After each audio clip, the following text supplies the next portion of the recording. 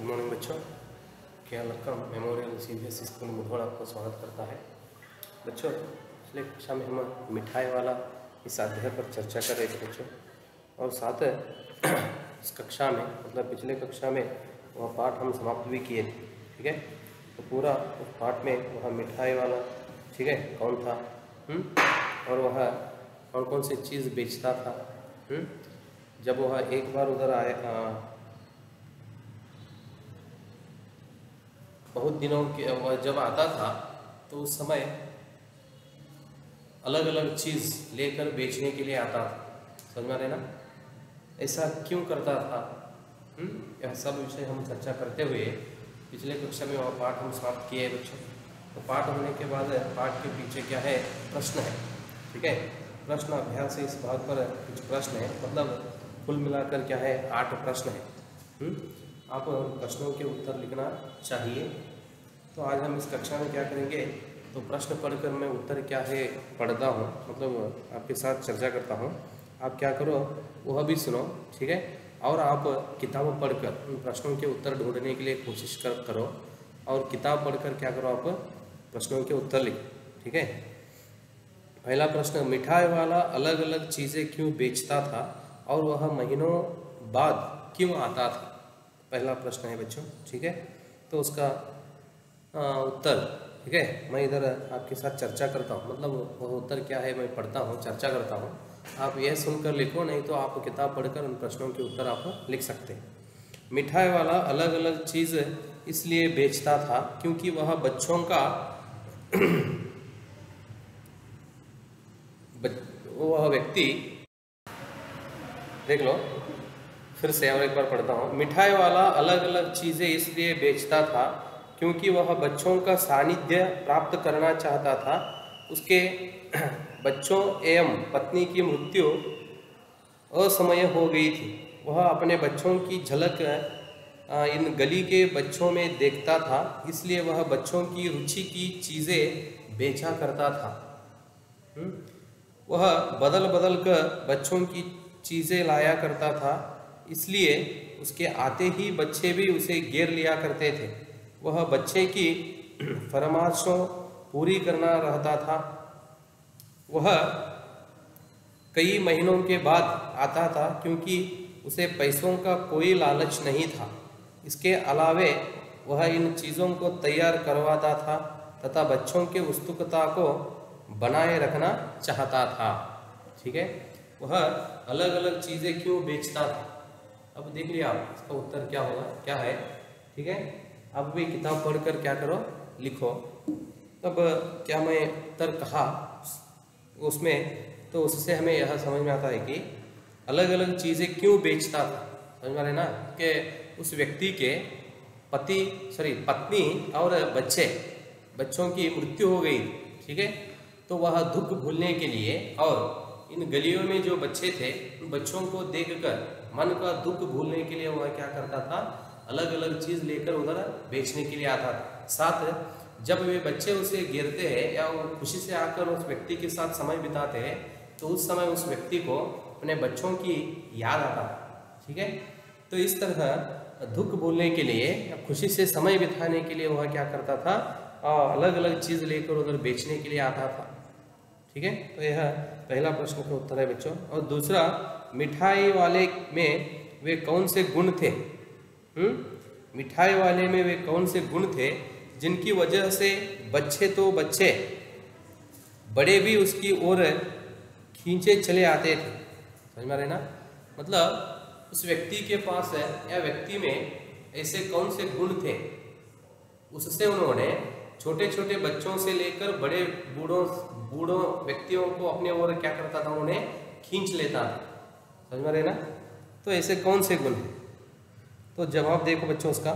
मिठाई वाले का मधुर आवाज में गा गा कर अपनी चीज़ों की विशेषताएं बताना, बच्चों की मनपसंद चीज़ें लाना, कम दामों में बेचना, बच्चों से अपनत्व दर्शाना आदि ऐसी विशेषताएं थी।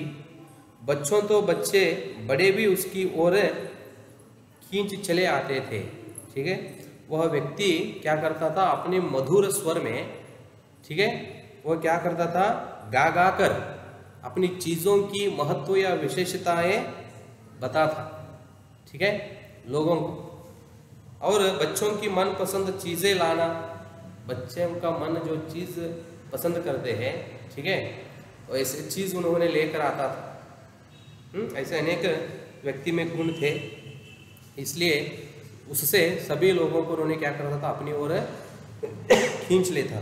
तीसरा, विजय बाबू एक ग्राहक थे और मुरली वाला एक विक्रेता। दोनों अपने अपने पक्ष के समर्थन में क्या तर्क पेश करते थे। विजय बाबू एक ग्राहक थे, ठीक है, कस्टमर, और मुरली वाला एक विक्रेता। दोनों अपने अपने पक्ष के समर्थन में क्या तर्क पेश करते हैं। देख लो बच्चों, उसका जवाब ऐसा है, विजय बाबू एक ग्राहक थे जबकि मुरली वाला एक विक्रेता। दोनों ने मोल भाव के लिए अपने अपने तर्क दिए। विजय बाबू ने अपने पक्ष में यह तर्क प्रस्तुत करते हुए कहते हैं, फेरी वाले की झूठ बोलने की आदत होती है, देते हैं सभी को 2-2 पैसे में, पर अहसाना का बोझ मेरे ऊपर लाद रहे हो। सुन पाए, ठीक है, यहाँ तक क्या हो, तीसरा प्रश्न का उत्तर है बच्चों, ऊपर लाद रहे हो, ठीक है।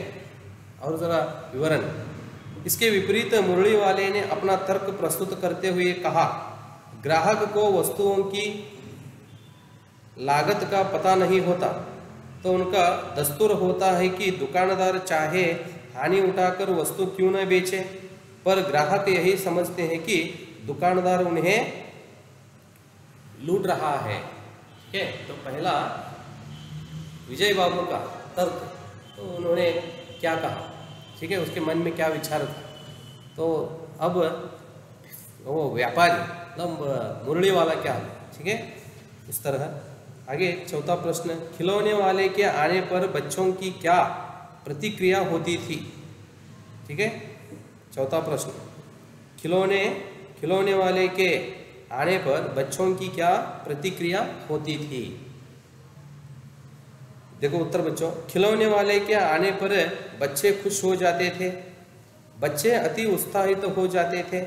उन्हें खेलकूद भूलकर अपने सामान, जूते, चप्पल आदि का ध्यान नहीं रखता।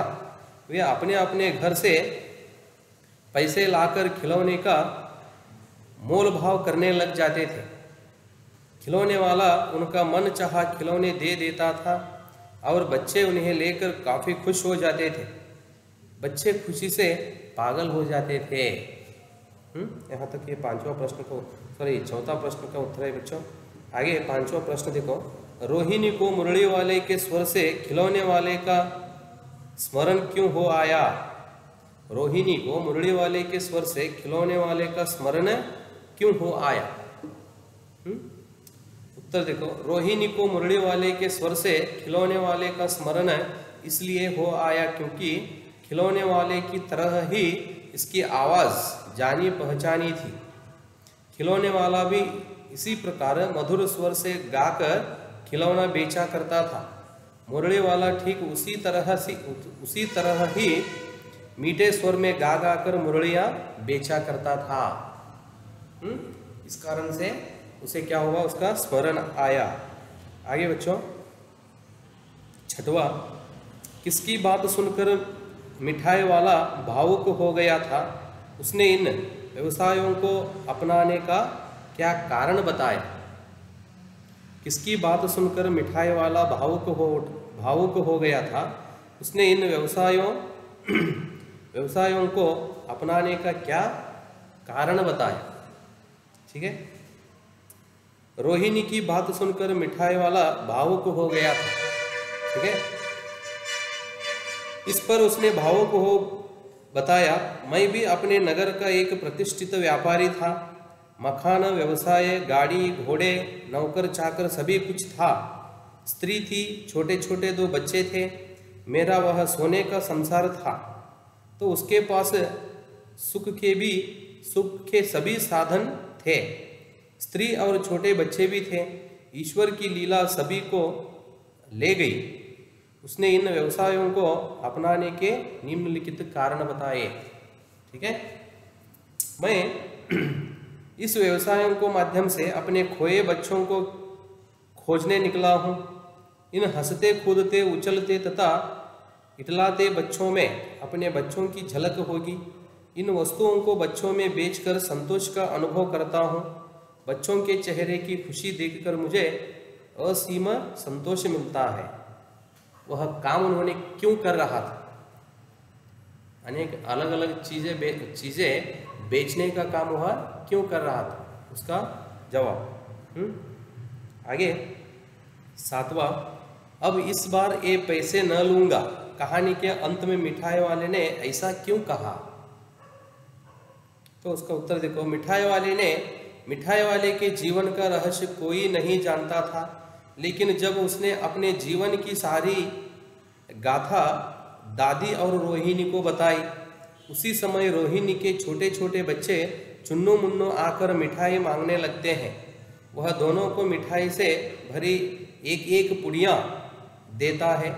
रोहिणी पैसे देती है तो उसका यह कहना, अब इस बार मैं पैसे न लूँगा, इस बात को दर्शाता है कि उसका मन भर आया और ये बच्चे उसे अपने बच्चे ही लगे। ठीक है, इसलिए उन्होंने ऐसा कहा। तो 8वां प्रश्न बच्चों लास्ट, इस कहानी में रोहिणी चिक के पीछे से बात करती है। क्या आज भी औरतें चिक के पीछे से बात करती हैं? यदि करती है तो क्यों? आपकी राय में क्या यह सही है? तो आज इस आधुनिक काल में ऐसा नहीं होता। ठीक है, तो ऐसा आपका विचार क्या है, पूछते हैं कवि। देख लो, स्वतंत्रता प्राप्त के पश्चात संविधान ने स्त्री पुरुष को समान अधिकार दिए और आज शिक्षा के प्रसार व आधुनिकीकरण से भी समाज में बदलाव आया है। आज स्त्रियां पुरुषों से किसी भी क्षेत्र में पीछे नहीं है, लेकिन भारत के कुछ पिछड़े गांव व स्थान ऐसे भी हैं जहां स्त्रियों को आज भी पर्दे में रहना पड़ता है। ऐसे में वे चिक के पीछे बात करने को मजबूर होती हैं। हमारी राय में यह पूर्णतः गलत है, क्योंकि स्त्री पुरुष दोनों समाज के आधार हैं। दोनों को समान दर्जा मिलना चाहिए। इन पिछड़े वर्गों में जागृत लाने हेतु सरकार व युवा वर्ग को आगे आना होगा और लोगों की सोच बदलनी होगी, जिससे साक्षर राष्ट्र का निर्माण किया जा सके। इस तरह बच्चों ये 8वां प्रश्न का उत्तर है। ठीक है, और आगे ये तो कहानी से आगे अनुमान और कल्पना, ठीक है, ये तो छोड़ दो। सिर्फ क्या करो, आप पढ़ो, प्रश्न पढ़ो और उसका तो उन प्रश्नों के उत्तर लिखने के लिए आप कोशिश करो। लिखने के लिए मतलब सोच कर क्या है वो प्रश्न के अर्थ, जिस तरह उसका जवाब हम लिख सकते हैं, तो ऐसा आप सोच कर क्या करो, चर्चा करते हुए तो ध्यान प्राप्त कर लो बच्चों। तो आगे भाषा की बात, ठीक है, व्याकरण बात,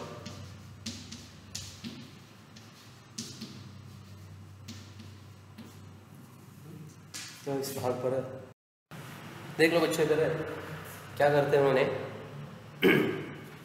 इधर उन्होंने शब्द दिए। पहला मिठाई वाला और बोलने वाली गुड़िया। पहला शब्द मिठाई वाला और एक बोलने वाली गुड़िया। गुड़िया मतलब ಗೊಂಬೆ ಅಂತ ಹೇಳ್ತಾರೆ।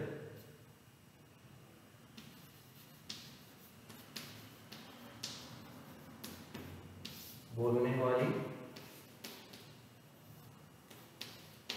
गुड़िया, ठीक है। ऐसे दो शब्द दिए हैं। नीचे इन्होंने दो प्रश्न पूछते हैं। क्या प्रश्न पूछते हैं? ऊपर वाला का प्रयोग है, अब बताइए कि, मतलब ऊपर इन शब्दों में वाला का प्रयोग हुआ है, ठीक है। वाला से पहले आने वाले शब्द संज्ञा, सर्वनाम, विशेषण आदि में से क्या है? समझ में आ रहा है ना। और दूसरा प्रश्न, ऊपर लिखे वाक्यांशों में उनका क्या प्रयोग है। पहला, ठीक है, पहला प्रश्न का उत्तर देखो ऐसा है, मिठाई वाला शब्द संज्ञा है।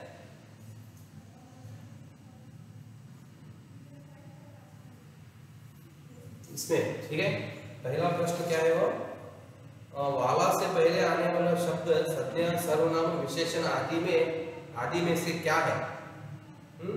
वाला से पहले आया हुआ शब्द, मतलब ये वाला है, इससे पहले आया हुआ शब्द मतलब मिठाई वाला, समझ में आ रहा है ना। मिठाई तो संज्ञा है ना, वही कहते हैं लोग।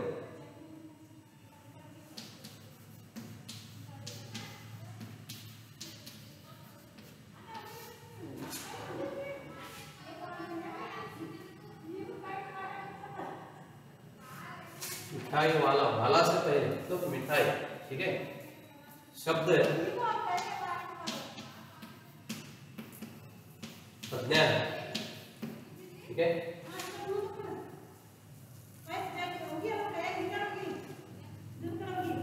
तथा और इधर बोलने वाली, ठीक है, वाली से पहले बोलना तो क्या है, ये क्रिया है, बोलना क्रिया है, ठीक है। तो पहला प्रश्न का उत्तर है। और दूसरा क्या है वो, ऊपर लिखे वाक्यांशों में उनका क्या प्रयोग है।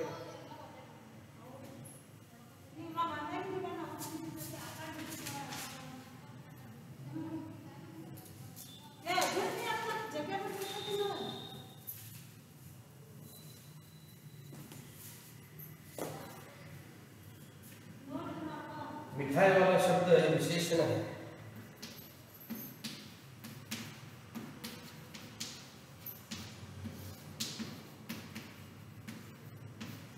मिठाई वाला शब्द विशेषण है, जबकि बोलने वाली क्रिया दूसरा वाक्य, ठीक है, जबकि बोलने वाली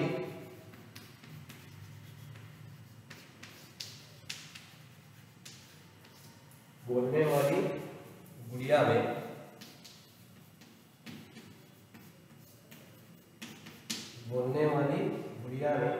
गुड़िया संज्ञा है,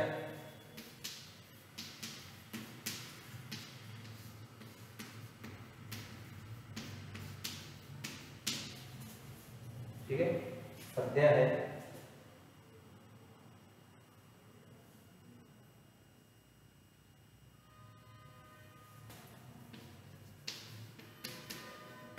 जबकि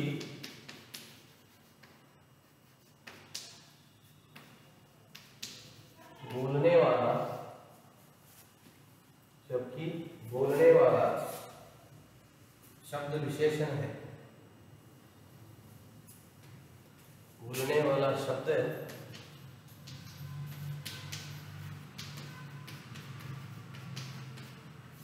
विशेषण है, ठीक है।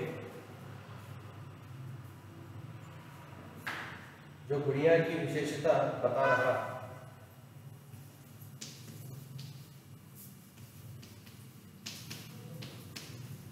जो गुड़िया की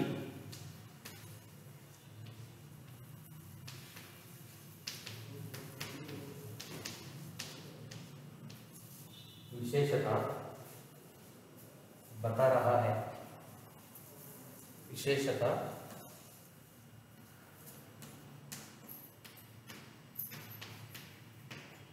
बता रहा है,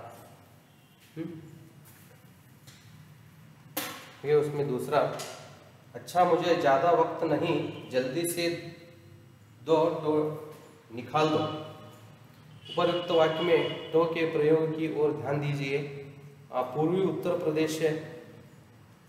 प्रदेश और बिहार की भाषाओं में इस शब्द का प्रयोग संख्यावाची शब्द के साथ होता है। जैसे भोजपुर में एक टो लाई का, 4 टे आलू और 3 टे बटुली, ठीक है। ऐसे शब्दों का प्रयोग भारत की कई अन्य भाषाओं और बोलियों में भी होता है। कक्षा में पता कीजिए कि किस किस की भाषा बोली में ऐसा है, इस पर सामूहिक बातचीत कीजिए, ठीक है।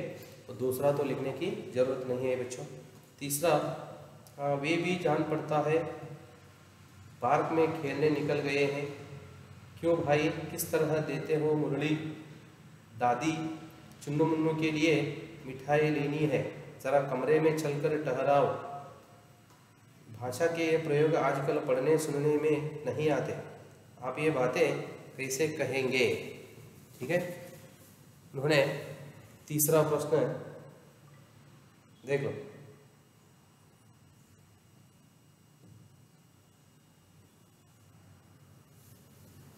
पढ़ता हूँ उसका उत्तर। तो उसका प्रयोग पढ़ने सुनने में नहीं आते, आप ये बातें कैसे कहेंगे?